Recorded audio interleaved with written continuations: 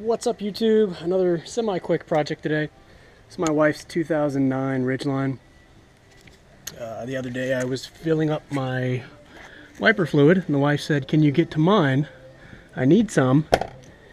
And so I did. I filled it up and then it began to all pour out the bottom. So I asked her how on earth her reservoir got a hole in it, and she mentioned that she hit a cone while driving on the highway. And that cone looks to have done some pretty good damage to her splash guards and probably did something to the bottom of the window washing fluid reservoir. So we're going to take a look at that. This truck just simply gets driven. It's not pampered. It's pretty good shape for being a 2009. The year is, of course, 2016 right now. So I'll start by taking off the wheel, putting it up on a jack stand, taking off some of these splash guards so I can actually see the reservoir. It looks like the reservoir only drops out from the bottom. There's some metal casing, not the frame, but kind of like a splash apron or an inner fender that's metal. And it doesn't look like I'll be able to get this guy up through it. So we'll take a look at it from the bottom. Remember to break the lug nuts free while you still have the car on the ground. Then jack it up and put a stand underneath it for safety. I like to keep the jack there too. Just find a nice solid area where the stand's not going to do damage to the body. Take all the remaining lug nuts off and then give the wheel a whack and it'll come loose. Now you're ready to get under there and peel off all the underside trimming pieces. So there's a lot under there. Some of them are Honda, trademark clips. Some of them are just screws. I don't quite understand how that goes back. It doesn't seem to bolt up, but we'll figure it out.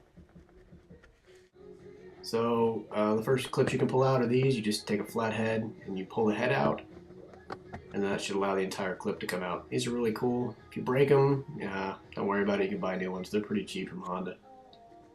And then these are standard screws along the fender and the bumper. That one was hidden up in there, but I found it. And then there's just two bolts on the front side that allow the splash guard to fall down. And there's the bottom of the reservoir, and then there's our problem.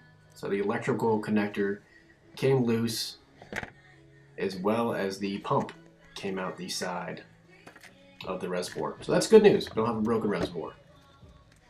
But we'll have to get after what's actually wrong with it now.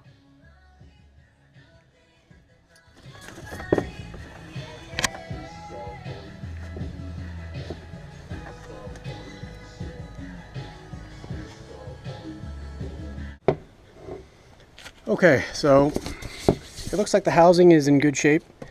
The reservoir, that is. This appears to be the actual pump for the fluid. It, I guess, it uses electrical and then pushes it up through the, the sprayers.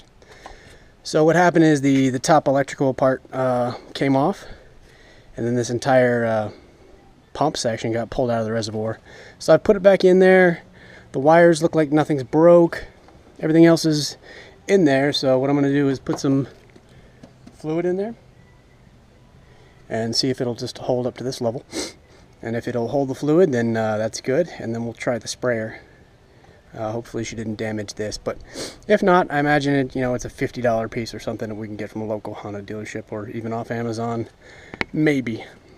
Okay, so let's try filling it up.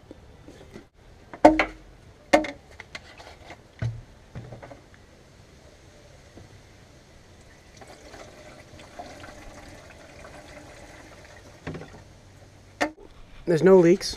You can see where the blue level is. So that's good. So we don't have to replace the reservoir. Now we'll start the engine and, well, maybe not even the engine, just see if we can turn the ignition on and try the sprayer. Day 2. Okay, so I got a pump from AutoZone. I was pretty surprised they had it in stock. It was all of $28. So this is not the new pump. This is part of the old pump and part of the new pump. What's very important is you find the right power plug for yours. This is not the Honda pattern, however they sell it as the Honda pattern. So the pump cost me about $28. That's better than the $50 that it's going to cost to get it from Honda Motor Company. So that being said, $28 is a hell of a deal, but it's going to cost you another $28 to get the right pigtail for it.